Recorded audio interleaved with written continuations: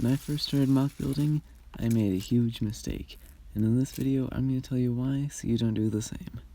So what was this big mistake? Well, it all comes down to this MOC. Now the first thing you probably noticed is that it isn't finished, and I'll get to why that is a little later, but the big problem with this MOC is the size.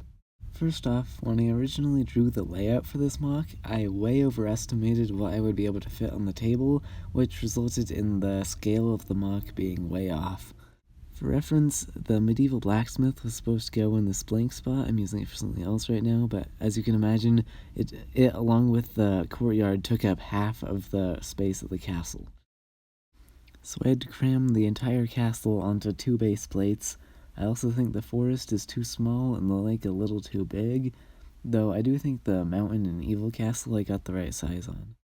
And yet, even with all that, I made a bigger mistake, and it's this. When I started building, I literally only had the blacksmith, creator castle, and some base plates to start with. I had to build pretty much the entire thing from scratch and did not have any pieces available to use.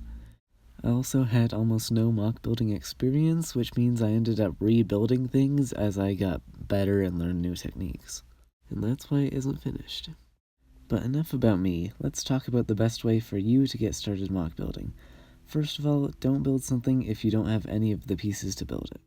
Start by taking sets you already have and see what you can build with them. I think you'll surprise yourself with what you can make with only a few sets. Then, once you've done a few of those, you can start doing some bigger MOCs, but still keep them to a realistic size, I'd say at most 4 base plates. Make sure you've got a good plan for what you're going to need to buy for it, your budget, and how long you want it to take.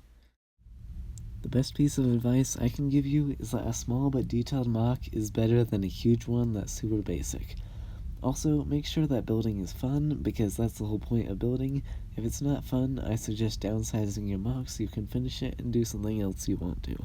And that's what I'm going to do with this MOC. I'm going to keep going with the evil castle because I think it'll look really cool, and then take apart the rest so I can do other stuff.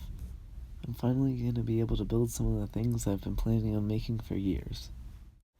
I hope this video has helped you know the right way to get started MOC building, and consider subscribing because I'm planning on starting my first MOC building series in a few weeks. Thanks for watching.